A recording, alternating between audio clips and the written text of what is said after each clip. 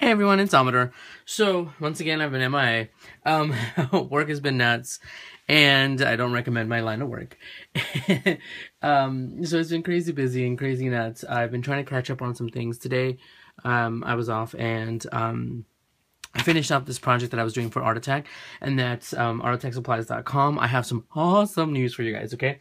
So real quick, in the shop right now, I have to share with you guys. You guys know how much I'm in. To say that I'm in love and obsessed, like I gots to have it. I gots to have it. The doohickey dies. So, just an FYI, Tracy has tons of the Magnolia stuff in right now. Even the new ones that just came out in the new collection. She did restock these, the heart stamps right there. She did, sorry, I'm trying to like do this on my iPad to show you guys. She did restock that. She also has, I'll come back to that. She has the bridal bow, which is super cute. She has the strawberries. She has, where is it? Some of these that I'm going to be using. This one I used in a previous project in that card. This new wrapped die. I mean, it's from the older collection, but she just got it in. Several of these stamps, but here are the new ones that she just got. This one is from the Lovely Duo collection, You Are My Valentine, and Stop in the Name of Love. I'm going to have that one in my DT project. And I'm going to have one with this Sagittarius stamp. I'm going to alter it a little bit, as you guys know I love to do with altering my stamps. But anyway, the big news. You know she has several of the the Magnolia Doohickey sets. And so I had to grab them real quick. This is the one from the most recent one. This was volume 3. Volume 2 is the Christmas themed one. Each one of them has a theme. They don't give out a release date. And you don't know what dies are in them until you get them. But you get tons of dies. You get the magazine with step-by-step ideas, and it has all of the other dies as well. And the dies generally come in the back. There's these 2 pages, and you get all of these dies. Some of them she has with the early bird. And some of them have like an early bird and a free gift. So anyway, so this one is the volume 3, which is the Ooh La La. So you get these, you get all of these. So anyhow, she does have some of those. She has a volume 3, she has volume 4 and volume 5. Volume 4, if I'm not mistaken, is garden themed, and volume 5 is celebration. That's all she gets, like just the name, just the title. But you guys have to get on this. Hold on, let me get this up here. The one I have to tell you guys about right now is something that is actually retired, you guys. This is the Magnolia Doohickey Volume 1. 1 is sea life themed, and as you can see right here, it has, they have banners, like, this beautiful seahorse. I'm dying for that seahorse. Anchors, pockets, waves, sandals. Now, this one does not, since this is a retired stamp set, this, normally, once they sell, they go on to the next collection, and they never get these again. So by the grace of the crafting deities, Tracy was able to get this, you guys. So, and yes, they are $85. It does include free shipping, but you get so many dies. And this one says limited edition Magnolia Doohickey Club Volume 2. Actually, this is Volume 1. Includes 12 to 18 dies. And if you actually bought the dies, because you guys know Magnolia Doohickey dies are not cheap. They're about 20, 25 bucks, sometimes 30 a piece. So when you get 12 to 18, they layer and whatnot. That's a super deal for what you're getting. And you get the magazine and free shipping. Now, these are limited quantity. I know I got one, and Tracy has one. So there are very few left. You guys hop on that. I'll leave a link to the shop, of course, and in the description, a link to this one as well, directly, because you guys don't understand. I try to find this, and you know me, if I want it, I'm going to buy it somewhere. You can't find them on eBay. You can't find them on it. You can't find them any freaking where. I personally don't even know anyone that has this collection. So, and now it's going to be me. I got to have it. So anyway, I know I've babbled on, but you guys, I had to let you guys know about that. But also, just an FYI, the Tilda, she has a lot of Tilda in right now, but she also has, the new collection is going to be here. The new collections will be here within the next couple of weeks. I think it's like January, February. I don't know the exact date, but you guys, I am dying to get my hands on these.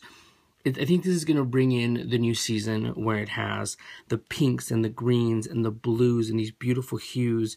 For the spring, you know, we got to move on forward with the new seasons and everything. And the pads are 6x6 pads, and they're $8.50 right now. $8.50, that's crazy. Europe is a Swedish company, but she has so many other things, ribbons, papers, and some of them, you guys, get them now because they are retiring. Like Christmas Play is retiring. So there's that. And also, the Graphic 45. She has a lot of the Prima Graphic 45. She has these kits. Now, these have been retired. The Once Upon a Springtime. This is the whole kit. This is the pre-sale Graphic 45 Deluxe Collector's Edition. 12 by 12, and it has a whole bunch of other stuff. She does have the new collections in there as well. Precious Memories and everything else. But this is awesome, you guys.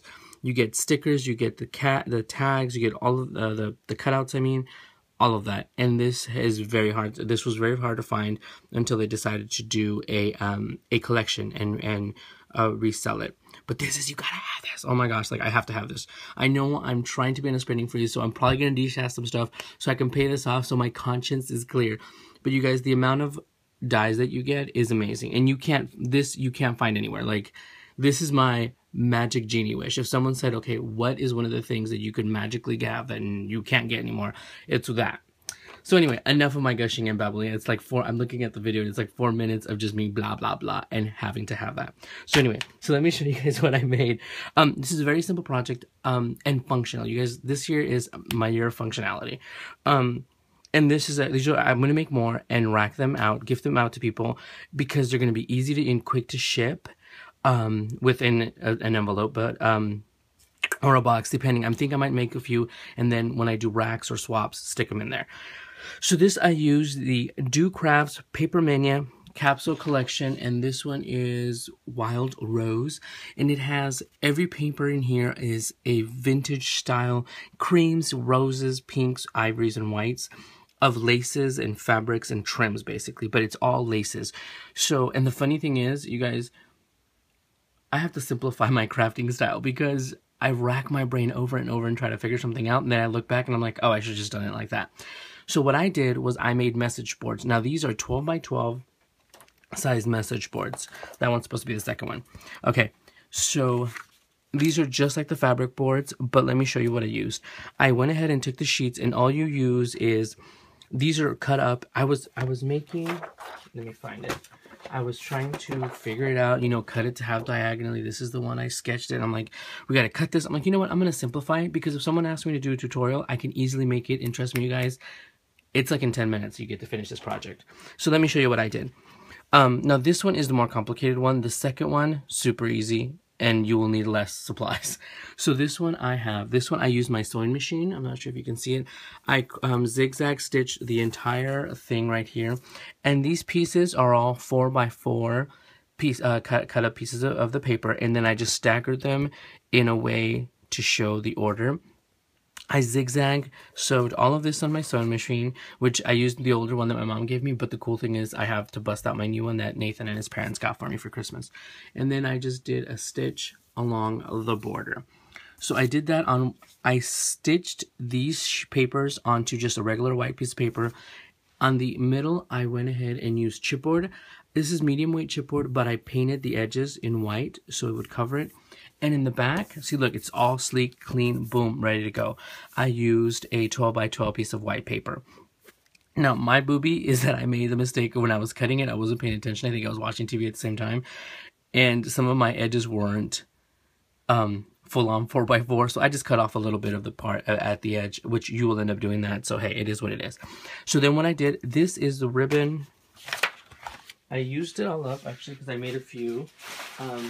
This ribbon is just regular. I used this one, 3/8 inch ribbon. This one is from Hobby Lobby. I got them for $1 because they were each on sale. It doesn't have to be fancy schmancy. Use any ribbon. And on this one, I actually sewed. This is the more intricate one. I actually sewed the buttons on there, and then over the ribbon. So the ribbon, I try to figure out like, okay, this and this. I'm like, you know what? I'm just gonna make it easy.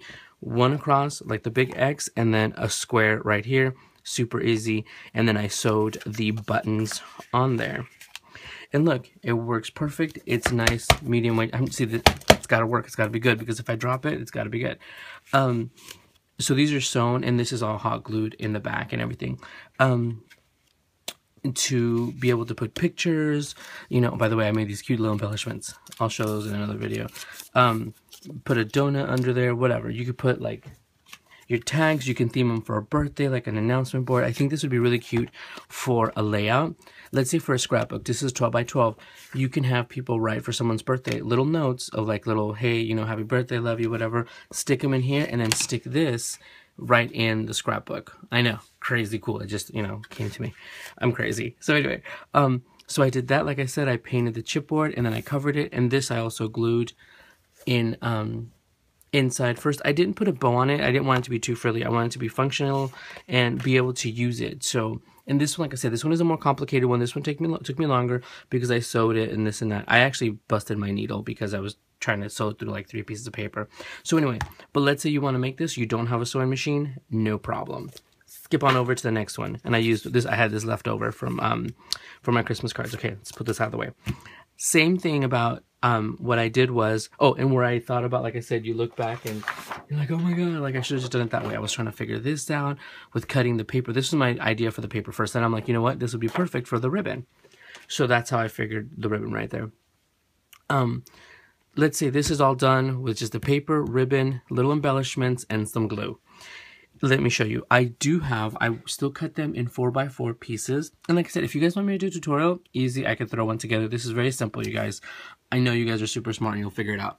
But what I did was I just used my white gel pen to do a faux stitch. See, I told you, you don't need a sewing machine and it'll still have that look. I'm trying to find the ones I practice on. I went ahead and tried several different things. I tried my markers like red, pink, blue, brown, just to see how they looked. And I'm like, you know what? I'm just going to go with the white. Make it simple. But you can make any color to coordinate with the ribbon. You can make the ribbon different color and coordinate the stitching. And this way, boom, you don't even have to worry about finding thread and everything. But see, look, I think my faux stitching lines have gotten better along the time. So I did just the faux stitching on all of the squares. The funny thing is, I could have done them individually, but what I did is I glued everything to a plain white piece of paper, glued them all together in different sequence from this one. I wanted to have a different look, yet still have the same, and it looks so quilted. It looks like it's actually sewn and quilted, even with the faux stitching.